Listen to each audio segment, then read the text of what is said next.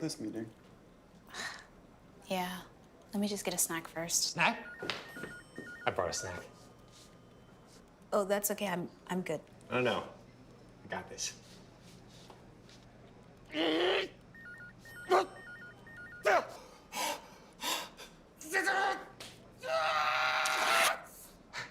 Told you I brought a snack. There's a better way to eat pickles on the go.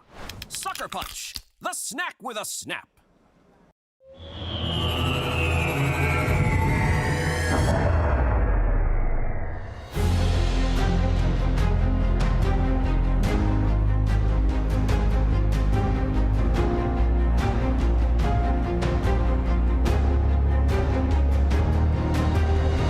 Look at the number of participants who had a shot at this, who wanted to be one of 12 of 60-something thousand. I mean, that's impressive in and of itself.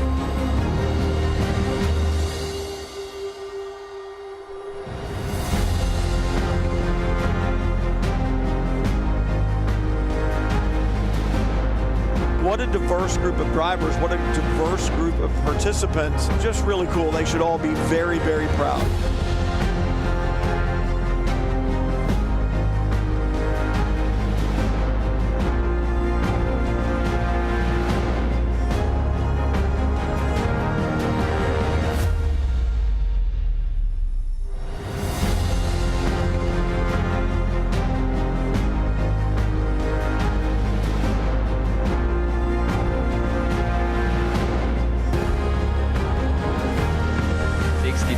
Players around 4 platforms. I mean, I'm lucky to be here. We about to change the game. We out here taking names. Let our voices rise. Let them reach the skies. We about to change the game. We out here taking names. Let our voices rise. Let them reach the skies. Hickory, dog, giving them Mr. Determined. Right in the storm, but focus on rainbow connections like Kermit. The water on my shoulders, it was a burden. Now I don't notice it, everything turning, everything shifting, doing it different. I'm floating, I'm drifting. Shout out the slums, round the world we uplifted, doing it big. We about to change the game. We out here taking names. Let our voices rise. Let them reach the skies. We about to change the game. We out here. Every one of them deserves to be there, celebrating the fact that they were here and a part of this very first ever Prodigy Week for Racing Prodigy, and what a 3 days it was. And here we go, they're gonna spray it, and let's see if they've learned how to spray the champagne.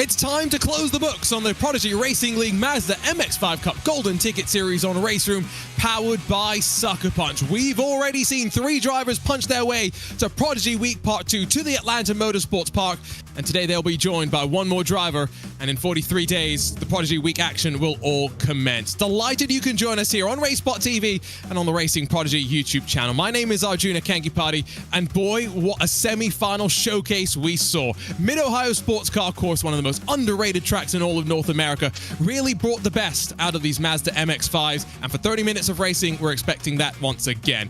We're joined alongside by Dara Thacker in the broadcast booth, and Dara, I've got to say, those semi-finals, I'm relatively new to the world of RaceRoom, but I'm always amazed at just how well they can race side by side. Yeah, these guys, the MX-5s particularly, they are fantastic at side-by-side action. These guys have so much experience in them, and you could see that so close side-by-side racing. They weren't exactly hitting each other. Great clean. Only a couple of incidents really through the 40 minutes of racing that we had, and some fantastic racing as well. So hopefully 30 minutes to the final going to run exactly the same way. And of course, on our way to Prodigy Week Part 2, we are delighted to welcome plenty of new supporters on our Racing Prodigy journey. helping us build this eat-to-real pipeline, and of course starting with SuckerPunch, all natural pickle juice shooters for clean hydration, pickle chip pouches perfect for those long sim racing sessions or days at the track, and the Jared pickles with knockout flavor, the true champ of chomp, now available in the US. Mazda Motorsports has partnered with Racing Prodigy to continue its mission of supporting race car drivers, enriching lives and developing the next prodigies. Mazda is supporting participants by providing $2,500 in coaching vouchers for the Racing Prodigy coaching marketplace. Aztec wheelbases with their revolutionary quick release system allows you to easily switch wheels with just a click. SimLab P1X Pro Sim Racing cockpits with unparalleled rigidity, functionality, and design are your perfect sim racing base.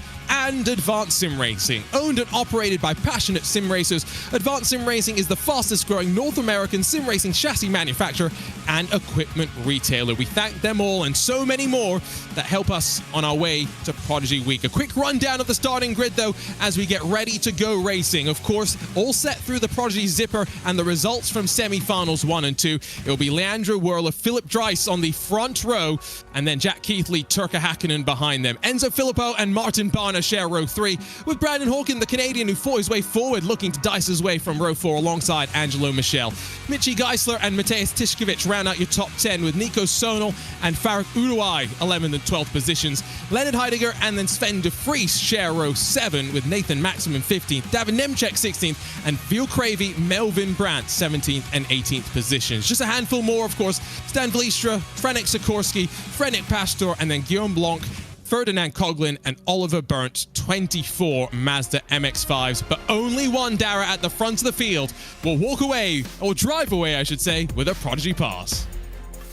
They've had their chances so far this season, and this is the last one to win it on track, not really waiting for any kind of decision from the committees. And if you want to win it, you've got to do it now. 30 minutes of racing is going to be difficult. We've seen so many of these guys fighting hard in the semi-finals, but now there's even more of them going to be vying over those top positions, and who really knows who's going to come out in front. Dreiss is going to be a contender along with his fellow Brazilian on the front row, but, you know, so much can happen in 30 minutes of racing.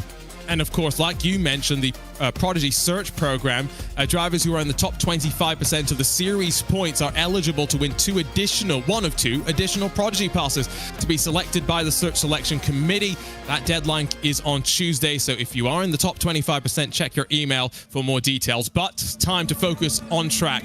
24 enter, 1 leaves with a Prodigy Pass. It's time for the final on-track action of the Prodigy Racing League Mazda MX-5 Cup Golden Ticket Series on RaceRoom, powered by SuckerPunch. And with 30 minutes of racing, how important will it be to lead side by side into the opening corner? And a great jump to take us into the opening corner, as it's going to be not your race leader, Philip Dreiss, that grabs the pole. Instead, he slots into second, waiting for the timing to update. He's changed his livery. That's what got me so confused for a second. He's in the orange MPI car, contact in through the keyhole. You can already see how aggressive they are on the opening lap. Dreiss, perfect getaway. I agree with you. I thought that was Werler taking the lead, but it is Philip Dreiss, the German, who leads us down towards turn 4 for the first time. But look at Turka Hakkinen here. We're on board with him, with Jack Keighley just behind him. We'll have to see how Keithley can work his way through, but Hakkinen, he's trying to work his way up. That is a very late send, I think, on the inside, but I think it worked, battling through the field. And now Werler's compromised slightly. He's offline. And now watch the drivers just slightly lose track of your leader. Although I've got to say they recognize that situation, and Werler able to slide and hold on to second spot. Single file, they'll rise and fall through this middle sector. You can see on the curbs the Brazilian Visceral Esports driver just really trying to hold on. And as the tires come up to temperature as well, expect the intensity to rise. We're not focused now on the top 12 and just trying to stay where you are. Instead, you've got to work your way forward. You have to make sure you don't get separated, because you already see slightly further back as we get ready to wind to the end of the opening lap, starting to see some separations outside of the top 10. Yeah, very tight in that top 10, but further back, a couple of gaps starting to form, but they really are tight through the field. Nothing really more than half a second of a gap between two drivers through the field. Look at them all towards turn 1. Dreiss still leads, though. He didn't have the pole position, but it's no matter for him. He didn't have pole in race 1, but he worked his way to the front and pulled away. Can he repeat the same feat? Going to be difficult with Werler just behind him, and the fact that he's got Keithley in P3 as well. They weren't in his semi-final, so he hasn't raced them yet this evening. but he is racing them when it matters. And it's really, at the moment, those three for the win. But anyone can really have a go here. And I wonder, right, if those that broke away in their semi-final are going to settle in initially and think that, you know, we might have a pace advantage on those behind. Let's see if we can break away. Now, some of these drivers, of course, have been in multiple of our finals. We run down the back straightaway and you see Enzo Filipao second back at Road America behind Prodigy Pass winner Nikodem Wisniewski. He slots his way on forward to fifth, passes Martin Barna. And of course, we'll be trying to just chop and change his way on forward. You can see behind as well the likes of Nico Sonal, Brandon Hawkin as well. Some leaning on one another in terms of the bumper-to-bumper contact as through the S's. They'll cycle out, and really close stuff for some drivers trying to avoid losing too much more track position.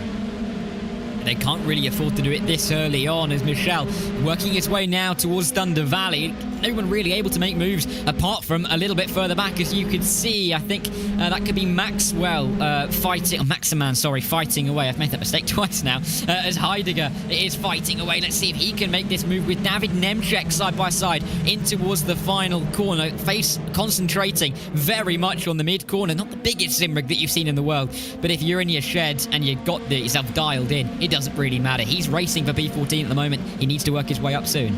He's not even using all the entire width of his monitor, which is interesting to see. So clearly doesn't find the need for all of that peripheral vision, even in the plenty of side-by-side action that we are going to see. I mean, you can see chopping and changing, juking left and right up into the braking zone, and it is a climb. So in that regard, you can maybe commit that just a little bit deeper, and I think that's what we're seeing on occasion here. 2x2, they'll sequence off, and it's all just on the edge of the top 10. No real battling inside of the top 5 right now, as Dries, Werle, Keithley, Hakkinen, and Filipao all just run as they are, and a couple of cars just giving bumps to each other and trying to extend their margin to those behind. In fact, just as I say that, I saw a couple of drivers pull out of line. It's Werle that for a moment had been removed from second place. You can see behind him leaning on one another, Jack Keithley trying to pass Turka Hakkinen. He's trying to defend the position, because for a moment he had P2 ahead of Werle, but he's just trying now to hang on to P3. It shows how quickly things can go backwards in an MX5 race. You're looking for P2 and all of a sudden you're defending. Your P3 position is on the inside. There's Turka Hakkinen. Of course, finished P3 at Brands Hatch just a couple of weeks ago. Doesn't really want to repeat the feat. Wants to go a little bit further forward, but he's got to get through quickly on Jack Keithley as quickly as he can. But, you know, it's so difficult at the moment with the field so close together. Especially for the action man, Jack Keithley, as he rolls his way out of the final corner to see the end of what will be the second lap. Now, of course, as we see these drivers just build up the temperature in the tires, we've also got the point now where it's stabilized in terms of the balance of the car. And so you'll see them pitch the car around plenty. Weight transfer is so important in these MX5 machines. And you can see not really a breakaway building right now. Front 10 or so, split by 3 or so seconds. Brandon Hawkin, one driver in particular that I'll just call attention to, because we saw him making some aggressive moves in his semi-final. Hasn't been able to really do that so far here in the opening 5 minutes of the race. As Michel, you see him once again strapped into his seat, but he's falling back a little bit. He's down to P12 now, needs to really stop the bleeding and get his way back up the order. Right on the tail, though. P11 of, I believe, the Dutchman, that is, as they run down towards turn 4. But look at them all trying to find the slipstream, trying to find the line. But Michel trying to find his way through at the moment. So difficult at this stage. He hasn't had the best of starts, as you can see from the position changes, but he can always move forward as they're side by side over the S's. Yeah, but now at this point, Tiskeric's 10th position's lost around almost 2 seconds to Nico Sonal up the road. These cars outside of your top 10 starting to be drawn out of the fight for a Prodigy Pass. As much as there's some great racing, and I'm sure drivers will be trying to make their case to the Prodigy Selection Committee, and not necessarily going to be drivers in contention at the front of the field, and that's why they're continuing to just be a little bit calmer. More drama, by the way, for the likes of Veal Cravey, for Ferdinand Coughlin as they drop to the very back of the field, and I think I can see why. If this is what they're doing in the mid-pack, Dara, imagine what they're doing further back in the field. Yeah, and it wasn't a good start as well for Guillaume Blanc, who I think had a spin out of keyhole just a couple of laps ago. We just about saw it on the edge of the screen, but he's further back as well. So those three not with the best of starts, but really they weren't really that far up the order early on to start with. So not many position gains further back. You can see up 3 for the man currently in P21. That is Oliver Burnt, who started right at the back of the field, but he's not really been able to make too much of an indent at this stage. But looking back up to the front, Philip Drives is leading the way, but he is just pulling the train with him. I really can't see this being decided until the closing stages, because these guys, they're so close together, as you mentioned before. Top 10 really, less than 4 seconds splitting them, and you can't really see where it's going to come from. And here they come. They're fanning out 3 abreast, and I think in some ways Jack Keithley doesn't want to wait. Leandro Werle, bit of a shove to his rear bumper as well. He'll rejoin the track, but with Keithley sweeping around the outside, Turka Hakkinen not going to be able to take advantage. But as much as we keep talking about patience, some drivers recognize time is winding down on their chance to make things happen on track. And because we're seeing the top 5 now almost with a second behind them, Dara, I do feel as though Jack Keithley's the one that's going to be the main instigator up front. He is, but of course we saw him get overtaken by Werle at the closing stages of semi-final 2, but it's roles reversed in the early stages of the final, as Werle's now trying to defend his P4 position, or P3 I should say, as Turka Hakkinen looks to try and find a way through, and Enzo Filippo attaching himself with a tow rope to the back of this top 4. But I mean, we're talking as if the race has just started. We're nearly a third of the way through already, so they really don't have that much time to get these moves done. Dries is just going to hope that they keep fighting behind, because I don't think he's been overtaken tonight, and he wants that to continue. We get the chance to chat to Leandro Werle after his victory in semi-final 2. We did get the chance, of course, to chat with Dries, and so we got a bit of a sense of his mindset, and he seemed pretty calm, pretty focused, and, you know, things haven't necessarily all gone his way. Third at Road America in the final. Of course, the unfortunate technical DQ for him on incident points at Brands Hatch that saw him drop to the back. But he's definitely been a contender in terms of speed. The question is now going to be wheel to wheel. Can he make the right decisions at the right time, especially since, like I was saying, I think Jack Keithley not wanting to hang around. He'll really force the issue. Long way around through China Beach, and after starting in third, for a moment had an overlap to send it up the inside, but as they rise to the top of the hill, Keithley has to back out of it. Single file once more. Yeah, magnificent defending there from the German Philip Dries, who was just trying to hold on to this lead. We were talking about distractions earlier on in the semi-finals, but I can't see how Jack Keithley's wallpaper is not distracting him with some very interesting patterns back there. I noticed that, and I thought I had to mention it because I can't take my eyes off it. But he's keeping his eyes very firmly in front, but he might have to be careful because Werle's not far back either. He's right on the tail. Dries is able to get away a little bit through the final sector. But then it's all closed back up again with the slipstream down to 1, 2, and 4. And of course, for Williams Esports, it would be great for them to be able to send Jack Keithley on over to the Atlanta Motorsports Park. It's continuing in some ways the trend that we've seen here in this Prodigy Racing League Mazda MX-5 Cup Golden Ticket Series on RaceRoom powered by SuckerPunch, where of course Michael Romanidis, the Coanda Esports driver, earned his Prodigy Pass by winning the overall championship, the top position in all 3 rounds of the leaderboards. And then after that, we've had the 2 Polish drivers, rounds 1 and 2, Nikodem Wisniewski and Kamil Pawlowski, who both, of course, have joined up with G2 Esports. And so it's interesting just to see that, you know, we see so many people flock over, maybe not to their preferred platforms, but just continuing to show their strong speed, and they'll be contenders once more as Keithley switches it back or forces the issue. Can't really get underneath under braking, but Dara, he's trying stuff. I'm loving this. Every trick in the book, I think, is going to be used in the last 19 minutes of this race, because he is looking very keen to get through here as Keithley. Werle is hoping that, you know, he goes for an ascent that maybe a little bit too ambitious, skittles the 2 of them wide, and Werle can just take the lead. But we're going to have to wait and see. Dries, he's a face of composure at the moment. He doesn't look phased, and we're going to have to see if that really changes over the next 18 minutes. I can't see it changing because he is so experienced in these machinery. Like I said before, in the semi-final screen, 2-time reigning champion of the MX-5 Cup in the RaceRoom Ranked Championship. So he knows how to get it done, particularly in this machinery. And despite not winning in Event 1 at Road America and Event 2 at Brands Hatch, he has the best chance here at Mid-Ohio. And in the immortal words of David Bowie, not only is Philip Dryce under pressure, but Jack Keithley wants to dance. So off through the opening corner. And interesting, you can see as well, in some cars, your usage of curbs here at Mid-Ohio, of course, the most notable series that come and race here in the real world would be the likes of the NTT IndyCar series, IMSA, of course, as well. But some of those cars don't take the curbs as well as these Mazda MX-5 machines can do. Now, what's happened behind? Oh, Turka Häkkinen's had a spill. One lead racing car leads, one down in 7th.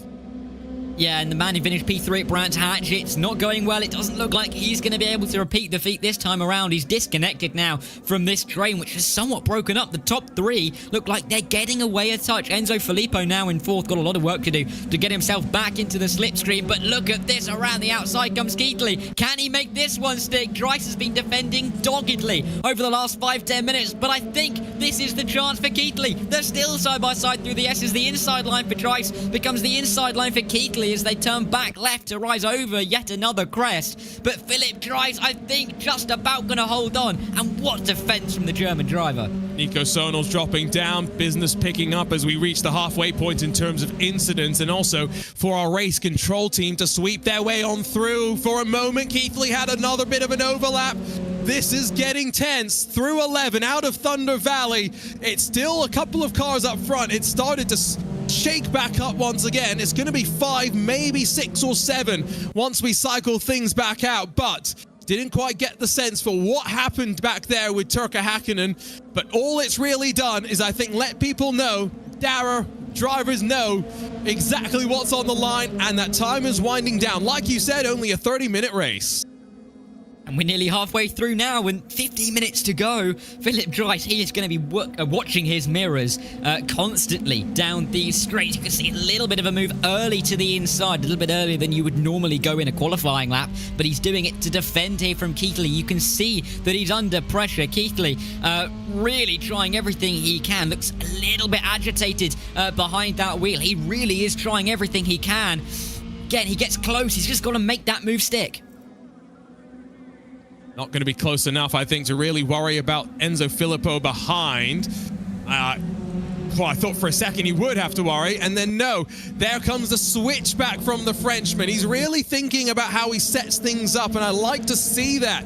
Really interesting racecraft on display, and I hope our judges are watching and taking notes about which drivers are making those right decisions. As mentioned, closed up behind. Brandon Hawkin in the mix as well, but not Martin Barner. So 5 at the front and 5 different nationalities represented. You've got the German Dryce that leads.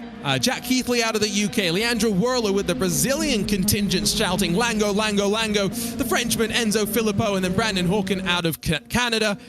It's what we love to see, and why so many have flocked to this journey that the Prodigy Racing League is all about, the E2 Reel, to get those opportunities to make their way to the Atlanta Motorsports Park.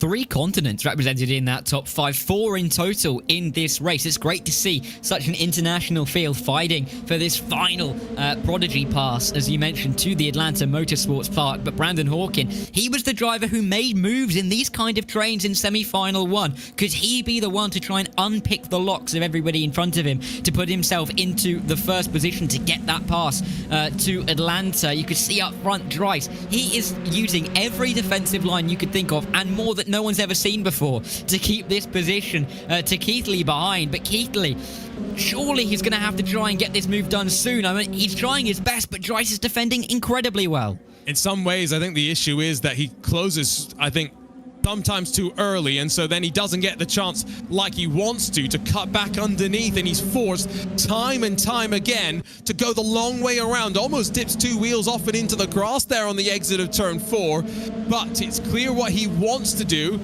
Dryce is wise to it, doesn't want to give him that opportunity. Almost bumper to bumper there for 2nd and 3rd positions. You can see on the left, by the way, at least for a moment, chopping and changing, not too much at the front of the field. Drivers basically where they started for the most part, and that's significant. It goes to what we were kind of saying in the semi-finals, Dara, where if you don't finish well, yes, you just need to get to the top 12, but the lower down you finish, the less chance you have of actually being up there at the front.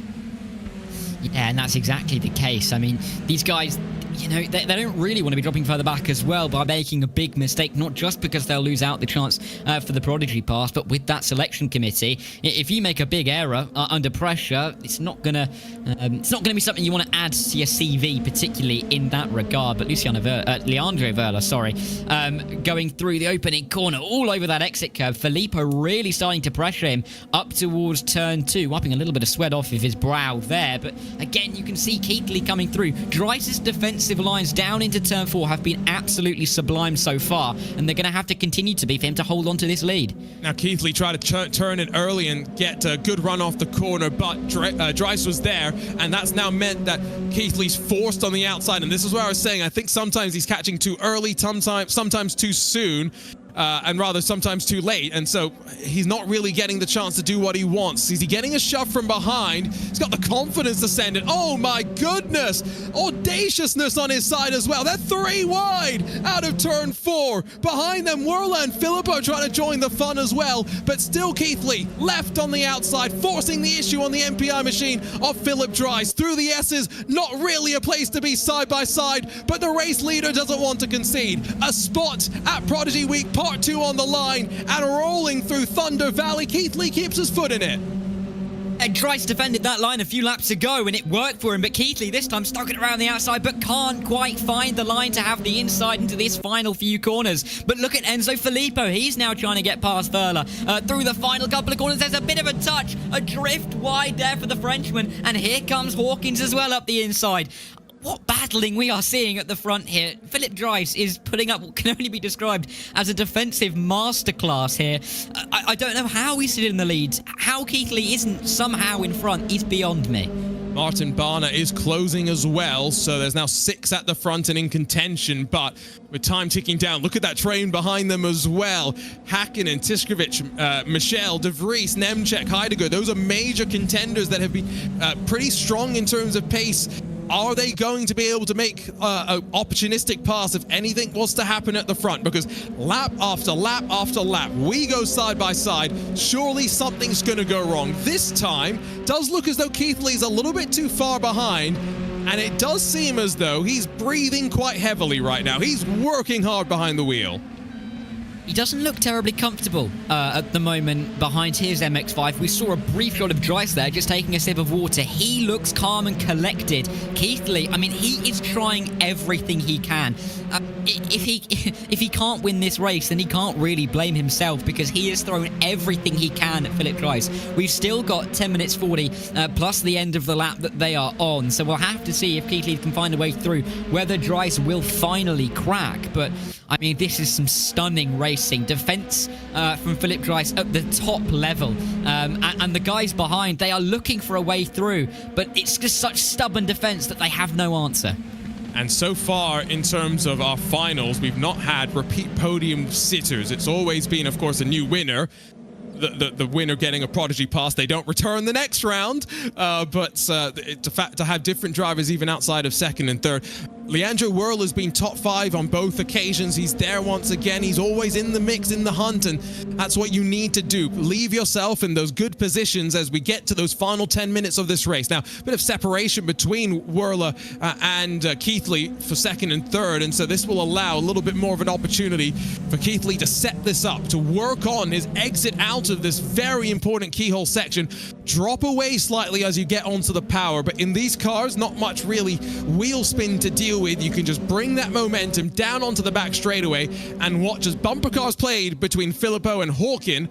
It's going to be Keithley that closes and forced once again to look the long way around. I think Dries has realized where he wants to be, and one more time, wheel to wheel out of turn 4. We're into those final 5 or 6 laps, and now every single battle will matter. Keithley in front as they descend down out of the hill, but out of turn 6 on the run in towards the S's. Dries still trying to hold alongside, and my goodness, the pass finally made. Is it done? Because here comes Philip Dryce back up the inside. Can't quite find the line. He looks like he's got a little bit more momentum here than Jack Keithley. He is finally in the lead. Doesn't want to give it up very easily at all. He saw how hard Dryce defended and how well he did, and he's going to be thinking that he can do exactly the same. Philip Dryce, though, can't become complacent because Wöhler will absolutely snatch the opportunity behind him if the German makes any sort of mistake. And with this top 6, they are nose to tail, pushing each other through some corners here. This is going to come down right to the wire. But Keithley, he's now going to experience how to defend and what it's like to be watching the car behind you gain in the slipstream. Like you say, he hasn't really been in this position, has he? Whereas Dryce has absorbed all of that pressure and now has the chance to flip it and go on offense a little bit more. Look how tight they run to the top, though, of the keyhole, just trying to really defend that inside as much as possible. Wöhler and Filippo are holding each other back in some ways. If they work together, they could take the offense to those up front that have been focused now on one another for so long. Look at that shot, though. It could be any one of these 6 that in 43 days' time is going to the Atlanta Motorsports Park to drive a Radical SR1 and to potentially get a real-world contract in the Prodigy Draft. Back to the outside, this time for Philip Dryce. Wheel-to-wheel, door-to-door contact, and as much as he'll try and hold his nose to the inside, Keithley will hold the lead for the time being, but it's behind. We're still side-by-side on the run to the S's. Yeah, these two. This is Hawkins trying to put his way up into P3. I said he might be the guy to unpick the lock. And at the moment, it looks like it's coming true. Around the outside goes the Canadian. Can he stick it there? I think Wöhler is going to have an inside line into Thunder Valley and just about hold it. They are banging wheels, doors, everything into each other as they race side by side. But Wöhler just about holds on. It gives Dryce a little bit of wiggle room really in front to try and go after Keithley. Maybe a bit of room for a mistake as well, but I don't think we're concerned about him making any of those. Wöhler, though, P3, he can see the lead. I mean, P6 can see the lead. They're so tightly packed. This is anyone's game with 6 minutes 50 to go. Wöhler's... Is he looking a little bit stressed right now? It's hard to read expressions sometimes from these drivers, but laps are running out right now. That is the cruel and harsh reality. Time running out to get it done on track. You don't necessarily want to leave it in the hands of the Prodigy Selection Committee. Dryce, look how committed that car was, pitching back drivers right as he tried to first chink to the inside, then back to the outside for the lead. Might have compromised him for a moment, but back into the draft. We've done this for how many laps and counting now? We're going to do it once more. Deja vu, side by side, into the braking zone at China Beach. But is Dryce going to actually back out of it? He's being a lot more patient than we've seen on any occasion so far. And I think a bit of recognition there, Dara, that it doesn't need to be the same move over and over. Contact, Keithley's in the grass and down to 5th. There was definite contact there between Dryce and Keithley. I think there was a bit of front end to rear end there as Keithley is the one who comes off worse. Clearly not pleased in that car, and he's now trying to defend his P5 position inside line into Thunder Valley. He's going to hold that one and retake P5, but Philip Dryce, I mean, there's a little bit of contact there. I don't know what exactly happened. Others might see replays and cast aspersions on it, but I mean, the top 4 now, they're running away. Wöhler is in there. Hawkins is in there. Don't count him out. He's risen through the field fantastically in both semi and final. And Enzo Filippo, he's lurking in the top 4 as well. Well, how many laps to go? 5 and a bit minutes. Lap times hovering at 1 minute 38, 1 minute 39s, depending on how much you want to really fight. We're into those final 4 or 5 laps, that is for sure. And I've got the sense just looking there at Jack Keithley. Some of those words definitely not suitable for broadcast. One more time, though, out of this corner they'll dance. This time, though, with just 4. And Dryce now has a new contender to deal with. Somehow, he's got to now figure out what Leandro Wöhler wants to do, where Brandon Hawkins going to place himself. And, of course, don't forget the Frenchman Enzo Filippo is there as well. Already peeking out to driver's left-hand side, to the outside. Into the braking zone goes the Brazilian Leandro Wöhler.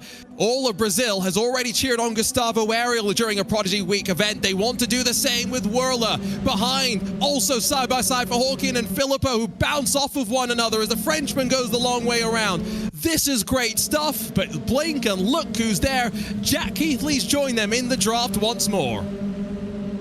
what an evening of racing we've had overall. I mean, we've had two 20-minute semi-finals where, you know, we had battles for P12 and battles for the lead, and here in the final with the Prodigy Pass on the line, the top 4, 5, 6, 7, even the top 8 now, and the top 9, they're all closing into this battle. There's been so much fighting at the front that really anything could happen. Keithley is trying his hardest to pull himself back into that window, and if there's any more contact in front, he might be the one to take advantage next time.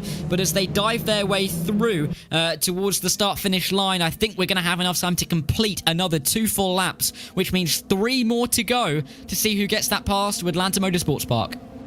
So, pressure still on Philip Dryce, but he's absorbed it well, and it was a almighty pass from Jack Keithley to make his way forward. If he doesn't get it done on track, that's a move that's going to be clipped, put on social media, but also sent to the direction of all of our Prodigy Search Selection Committee judges. For now, though, he's going to just get closer and closer, and I think have to watch as Brandon Hawkin, the one that's going to get a good run on Leandro Werler, and there's that unique camera perspective from inside of the wheel. Eyes aren't blinking very much right now. That's the level of focus, the intensity that's needed. Werler covers the inside, forces the Canadian, if he wants to get something done, to look the long way around. But only first position pays anything out. Brandon Hawking doesn't go for it. 2 more laps to go after this one. He has a half-hearted look. I'm going to put you on the spot right now. Dara, who comes out on top when we get to the checkered flag?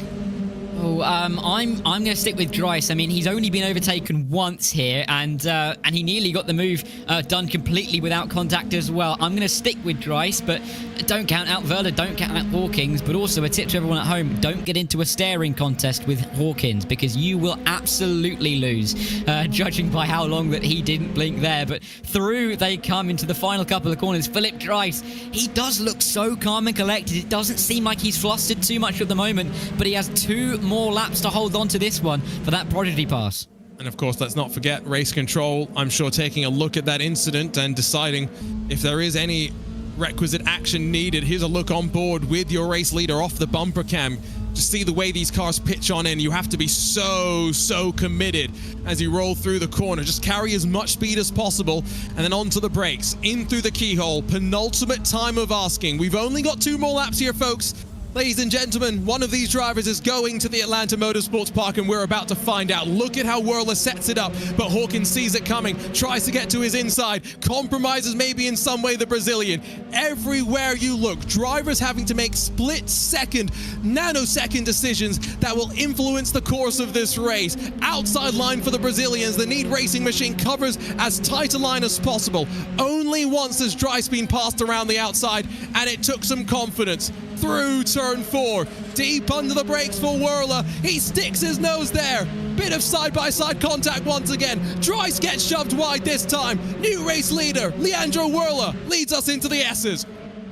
Another bit of a tap there for Dryce, another tap as well, and round goes Keithley and Dryce. They came together a few minutes ago, and now they come together again. They're both out of contention, and they will not be getting the pass. It's now Werler, and it is Hawkins who are 1 and 2 in this race. Neither of them happy, but Hawkins, he started the semi-final in P9. He's now got a shot at winning the final, taking that pass, but Werler's not going to give it up easily, and Enzo Filippo, he's been lurking. 1 lap to go. Could he take the pass? The top 3, they're so close, it could be any of them. And I will just re-emphasize, Brandon Hawkin is locked in, I think, to the top 48 for next week's iRacing Golden Ticket Spec MX-5 Championship race. He'll get another chance. Drivers around him don't have that comfort. Werler will lead us, but in maybe an uncomfortable position. A bit of a sitting duck. Dara, what do you do heading out of the keyhole here? Oh, I do not. There's a reason I'm sitting up here, Arjuna, and not racing on the racetrack. I think Werler just needs to get the best exit possible, defend that inside line, because that's the best opportunity you've got to try and hold this position. Hawkins hasn't led either race. He has sat in a race for 50 full minutes, not in the lead. It doesn't matter how long you lead, as long as you lead at the end. And could he do that? Down in towards turn 4. He's looking inside, looking outside. He's not sure yet, but will he go outside? He will. Can he send it around the outside? He tried, but he didn't want to force the issue. Brandon Hawkin, the Canadian, gave it a good go, and you can see the wheels sawing back and forth as well. But Leandro Werler placed his car where he needed to and is going to come out on top, you would think. Not going to get the chance through these final couple of corners because Filippo's putting the pressure onto Hawkin. What a race. Mid-Ohio never disappoints, and this is what the Prodigy Racing League is all about. Bringing those opportunities on the E to Rio pipeline. Will there be one more opportunity for Hawkin? He'll throw his car to the outside. Movado Corsa cheering on, sawing at the wheel back and forth. Oh my goodness. This is what this journey is all about. Leandro Werler, take a bow, heading to the Atlanta Motorsports Park in 43 days' time, winning in round number 3 of the Prodigy Racing League Mazda MX-5 Cup Golden Ticket Series on RaceRoom, powered by SuckerPunch, and the relief has finally set in. Has, and what an ending to that race it was, and you can just see it's just a face of relief. There's no other emotion. The big let out sigh just tells you that he's just pleased that he's got it over the line. It was so close at the end. There was a small mistake through Thunder Valley that allowed Hawkins another little look into the final couple of corners. But but Werler, the Brazilian driver, he has won and he's got that pass, and fully deserved. Congratulations to him. But what a race that was. I was standing up for those final couple of laps. That was amazing. He was 5th at Road America, 4th at Brands Hatch, and now a winner here at Mid-Ohio. Brazil has another driver to cheer on, not just at Prodigy Week Part 2, but maybe in the Prodigy Draft as well. Leandro Werler by a 1/10 of a second coming out on top. Brandon Hawkin, I mean, what a drive it was, and another exemplary drive from him. We saw him impressive in Prodigy Week, the build-up to Prodigy Week Part 1. We'll see what the search selection committee has to say for him. Enzo Filippo, Martin Barna, and then Mateusz Tiszkiewicz round out your top 5. Turka Hakkinen, Sven de Vries, and then Angelo Michel, Leonard Heidegger, and Stan Vliestra, your top 10. Davin Nemchek, and then Jack Keithley down in 12th. Nathan Maximan, and then Brandt Sikorsky, Sono Geisler, Uruai, and then the rest round out. Well, we'll take a breath, and I think a well-needed one. Of course, this is all about giving drivers that opportunity, and today, Darrell, we really saw how much it means to those drivers. Yeah, that was some of the hardest racing I've seen in quite a long time. Every lap around the outside, down the inside at turn 4, we saw somebody try it for the lead, and eventually Werler was the driver who it came off for. But what an evening of racing we had. Over an hour of racing, and you never really knew where to look, who was going to come out on top. And even right to the final couple of corners, Hawkins had that chance, didn't he, to try and take the pass off of Werler, but in the end, the Brazilian takes it, and fully well deserved. What a race. And I think we are now being joined by our race winner and our Prodigy Pass winner, Leandro Werler. You are the winner of a Prodigy Pass. You're heading to the Atlanta Motorsports Park. Come on, tell us, what does this mean to you? Hello, guys. Yeah, thank you. I'm very, very happy, guys. This week I had a little problem in my eye, but this was my motivation for practice. I did it a lot of hours this week, and I won. I did my best lap in the quali, and I did a good race, and my pace was very good as well. Thank you so much, my team, Visceral Sports, my friends from Sekai team from Brazil, and thank you so much, guys, from Racing Prodigy. See you in Atlanta. I mean, you finished 5th at Road America in the final, 4th at Brands Hatch. Tell me, how confident were you feeling coming into this final chance on track to win it? Because, let's be honest, this is a type of car where the racing's always going to be close. Yeah. In Brands Hatch, I did my best laps, and I can't classify it, but now I win. Let's talk a little bit then about what comes after this. You'll make your way to Atlanta Motorsports Park. You'll go through the journey that is Prodigy Week Part 2. And then we're hopefully building up to the Prodigy Draft, where all the Prodigy Week drivers may be selected to race in the real-world Prodigy Racing League as a paid professional racing driver. What would that mean to you? Yeah, sorry, I don't speak English very well, but I'm very very happy, and I can enjoy this opportunity, and I do my best. I think we're all going to have to learn a little bit of Portuguese, because I know the Brazilian fans are going to be watching come Prodigy Week Part 2. Congratulations, Leandro. Can't wait to see you out there at Atlanta. Best of luck, and go and enjoy your celebration. Thank you, guys. I'm looking forward to seeing how he enjoys the ups and downs of Prodigy Week Part 2. It's all going to start on Monday, May 13th, with the physical evaluation, and only after that will they get the fun parts of going out on track, doing some karting. Day 2 is when we break them out into the Radical SR1. It's a long way away, though, and while we've handed out another Prodigy Pass today, Dara, let's not forget, it is until Tuesday the opportunity for the top 25 in the overall points in this Golden Ticket MX-5 Cup Series to submit their nomination to the Prodigy Cert Selection Committee. And you could really give a shout for a number of drivers, 10, 20 drivers really, to get those passes. There were some fantastic performances all the way through the field. The likes of Philip Dries, of course. Some say he should have won at Brands, maybe should have won here as well, but the contact at the end puts him further down the order. Drivers that have shown some fantastic pace, but not quite got it done. But I mean, some of the racing on show this evening was incredible. It shows why these guys are all fighting over a pass, and you could really argue that most of them deserve to get it, but sadly, only 2 of them will. And you're no stranger to great Mazda MX-5 Cup racing here on RaceRoom, and I think we definitely saw some pretty good stuff. And this is the final of our RaceRoom tournaments in the build-up to Prodigy Week Part 2, but that does not mean that there will not be more RaceRoom tournaments to come after that. So do make sure you're on social media, keeping an eye on us, and you can always head to racingprodigy.com, get your RaceRoom Game Pass, which will get you access to all RaceRoom tournaments for the next 12 months for just $14.99. As we wrap things up, though, Dara, we've got iRacing's tournament next week. Street Kart Racing still got some finals left that kick off in a couple of hours' time. But we're winding down on our road to Prodigy Week Part 2. We're getting those drivers all ticked off and knowing who's going to be there. It's an exciting time. What do you think the drivers are feeling right now as they get ready, they start packing their bags, and they prepare themselves mentally for what's to come?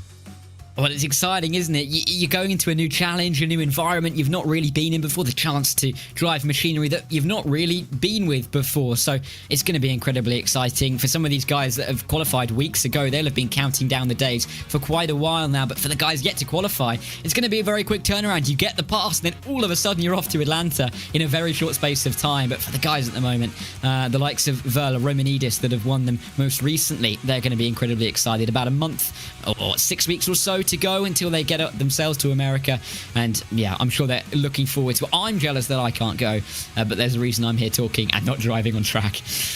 And of course, don't forget to follow us on the Racing Prodigy YouTube channel for all of it. For now, it's time for us to say goodbye. Thank you so much for joining us across of this Prodigy Racing League Mazda MX-5 Cup Golden Ticket Series on RaceRoom, powered by SuckerPunch. It's been a blast. We still have our cert selection committees to go, and you can catch them all on our YouTube. For the entire team that's been a part of us behind the scenes, for our director, Hugo Luis, commentators, Joey Tebbin's been along with us for the ride, Dara Thacker joining myself, Arjuna Kankipati today. Can't wait to see you next time. Atlanta beckons, though, for Leandro Werler. He'll be joining us for Prodigy Week Part 2 in 43 days' time.